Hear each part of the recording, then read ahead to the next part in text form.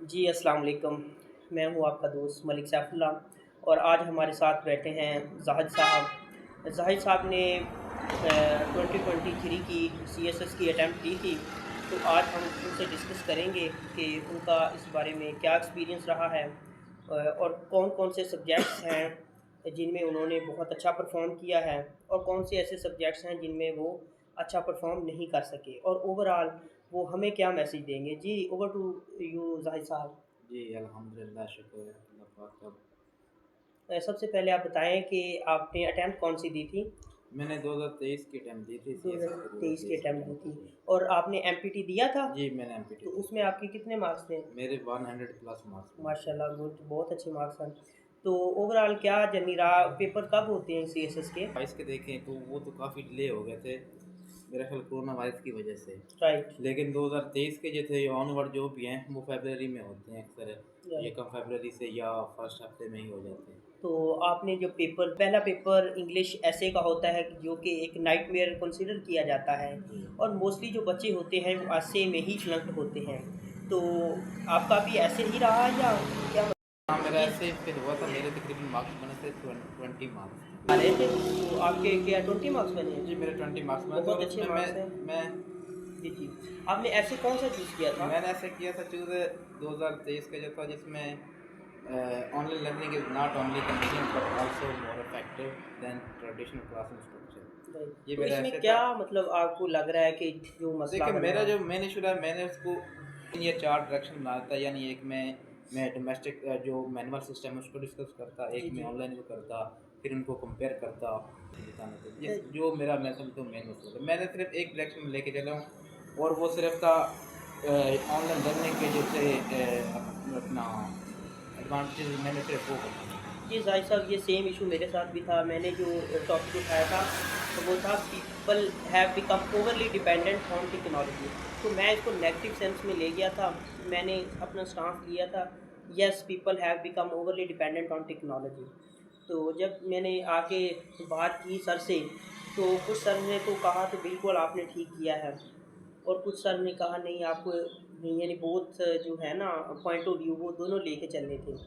तो ओवरऑल जो मैंने सीखा है इस जर्नी से, तो मुझे भी यही समझ आई है कि कभी भी आपने नेगेटिविटी की तरफ जाना ही नहीं है। आपको वो पूछ भी रहा है ना कोई भी चीज़ नेगेटिव, तो आपने जी, उस नेगेटिव को पॉजिटिव बनाना जी, है। जी, ऐसे ही बिल्कुल। ठीक देखिए, है? पाकिस्तान से अगर आप सलमान भाई का देखें ऐसे, मैंने उनसे पूछा था जब मैंने व्हाट्सएप पे कॉल की, मैंने कहा सलमान भाई आपका ऐसे आपने कौन सा अटेम्प्ट किया है?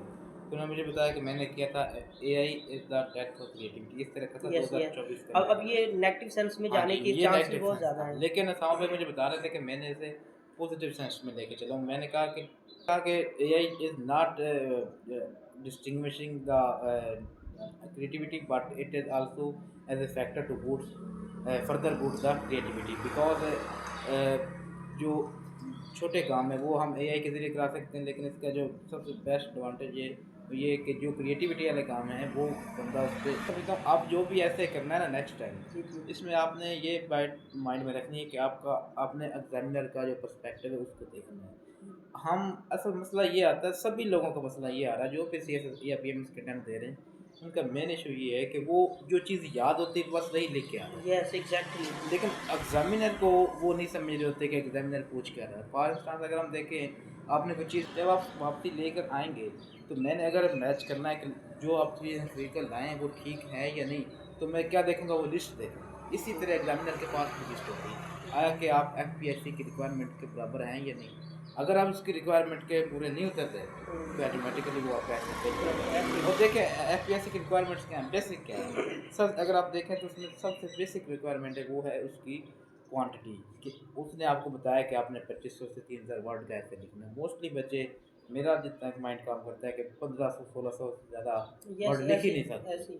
पहला इशू ये आता है। अगर दूसरी बात ये, अगर उन्होंने लिख भी लिया है 2500 वर्ड में लिखा है, तो उसकी क्वालिटी इतनी पुअर होती है कि वो ऐसा लग रहा था जैसे कोई 9वीं 10वीं वाला बच्चा लिख रहा है, ना कि एक सी एस एस्पायरेंट जो होता है, जिसे एक क्वांटिटी के साथ साथ क्वालिटी भी एक अच्छी होनी चाहिए। ये चीज़ें मैं समझता हूँ बहुत मैटर करती है और इसी वजह से मोस्टली बच्चे जो है वो फेल होते हैं। जी, ज़ाहिर साहब आपका पॉइंट ऑफ व्यू आ गया ऐसे के बारे में। तो अभी हम आपसे बात करते हैं इन्वायरमेंटल साइंस के बारे में। आई थिंक आपके इन्वायरमेंटल साइंस में बहुत अच्छे अल्हम्दुलिल्लाह मेरे मार्क्स हैं। 54 मार्क्स थे। माशाल्लाह बहुत अच्छे मार्क्स हैं। और उस साल जो इन्वायरमेंटल साइंस के बारे में आपकी क्या स्ट्रेटजी थी?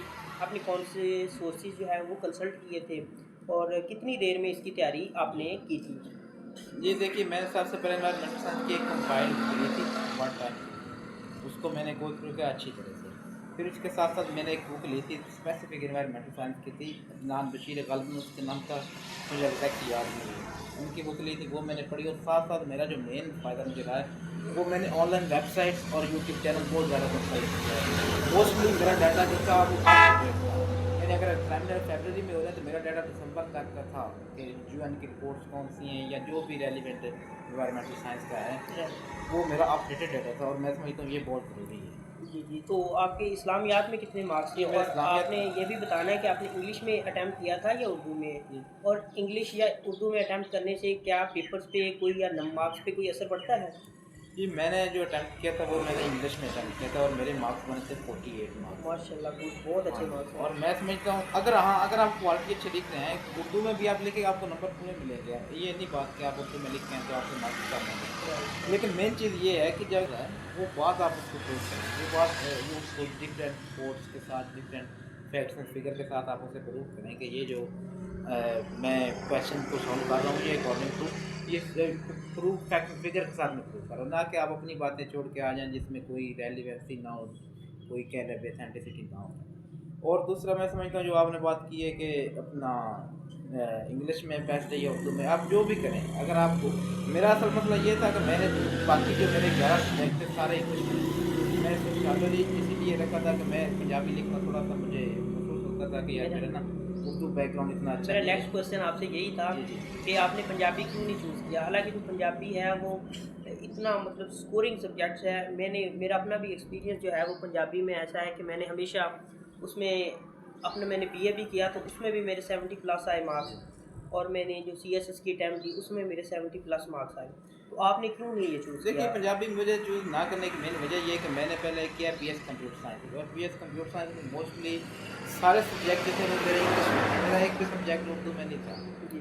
और इसी वजह से मैं तकरीबन इंटर के बाद मैंने उर्दू बहुत ही कम लिखा है। और मेरी उर्दू की मेन मसला ये था कि स्पीड इतनी थी, लिखाई ठीक थी लेकिन इतनी अच्छी स्पीड नहीं पाती थी। और मैं समझता हूँ कि अपना जो पंजाबी है वो हो या इस्लामियात हो, इसमें आपकी उर्दू राइटिंग काफ़ी ठीक होनी चाहिए। इस वजह से मैंने उर्दू नहीं रखी और अपना सोशियोलॉजी की बजाय मैंने अपना पंजाबी की बजाय सोशियोलॉजी रखी। लेकिन फिर भी मुझे ये भी 50 प्लस मार्क्स मिलते हैं अच्छा, कि जो आपके इसमें मेरी सोशियोलॉजी पहले में की। भी अच्छे मार्क्स हैं? जी हाँ, 50 प्लस मार्क्स आए तो मेरे माशाल्लाह, ठीक रहते हैं ठीक है मार्क्स। मार्क्स। जी। तो पॉलिटिकल साइंस के बारे में क्या आपका एक्सपीरियंस रहा? पेपर 1 के बारे में क्या एक्सपीरियंस था? पेपर 2 के बारे में क्या एक्सपीरियंस था? और आमतौर पे ये ख़्याल किया जाता है, जो कैंडिडेट्स हैं वो बताते हैं कि जो पेपर 1 है उसमें मार्क्स अच्छे आते हैं और जो पेपर 2 है उसमें मार्क्स कम आते हैं। पेपर 2 में मार्क्स कम आने की वजह क्या है? देखिए, पहली चीज़ तो ये मेरे जो पेपर 1 है उसमें मार्क्स कम थे और सेकंड पेपर में मेरे मार्क्स ज़्यादा थे।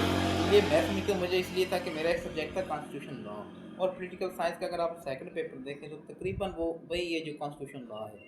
लेकिन उसमें यूएसएसआर का कॉन्स्टिट्यूशन है, उसमें यूएसए का कॉन्स्टिट्यूशन है, यूके का है, टर्की का है, बाकी सारे कॉन्स्टिट्यूशन वही हैं जो पॉलिटिकल साइंस के सेकंड पेपर में। जी, तो जी। इसलिए मुझे ये काफ़ी अच्छा था। मेरे अल्हम्दुलिल्लाह कॉन्स्टिट्यूशन लॉ पे में 61 मार्क्स थे, ये भी मार्क्स अच्छे ले गया था। गुड। तो ये एक मिथ है कि अगर आप मैं समझता हूँ अगर आप अगर अच्छी तैयारी करते हैं, आप चाहे पेपर 1 है या 2 आप अच्छा परफॉर्म करेंगे, ये कोई बात नहीं है अगर आप कहते हैं। अगर हाँ इसमें मैं समझता हूँ कि पॉलिटिकल साइंस का जो 1 पेपर उसमें मार्क्स ज़्यादा आने के चांसेस इसलिए भी हैं कि उसकी वजह ये है कि इसमें चीज़ें याद करने वाली हैं। अगर पॉलिटिकल क्या ये फिलोसफर जो करंट भी है ना, ऐसे? पॉलिटिकल फिलोसफर जो भी हैं वो चेंज नहीं होने, उसका जो भी अगर प्लेटो की थ्योरी कर देगा। और अगर आप उसको 50 मार्क्स के हुए हैं, बाकी 50 मार्क्स के जो हैं वो मोस्टली डेफिनेशन इनके रेलिवेंट चीज़ें हैं, जैसे सॉवरेनिटी की डेफिनेशन है, बाकी चीज़ें हैं।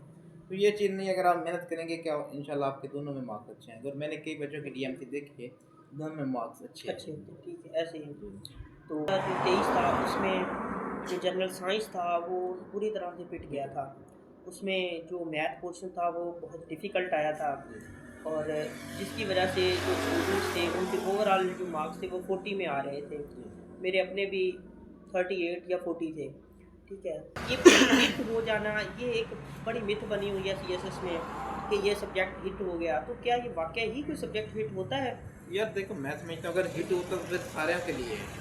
तो ऐसे ही है ना, सबका सबके मार्क्स कम आते नहीं हैं। नहीं मेरे मार्क्स 42 थे मेरा ख्याल मार्क्स मेरे, और मैं समझता हूँ मेरे बनते ही इतने थे। मैंने इसमें मैथ का पोर्शन काफ़ी सारा मेरा इतना अच्छा पोर्शन नहीं था, तो मैं समझता हूँ ये मार्क्स बन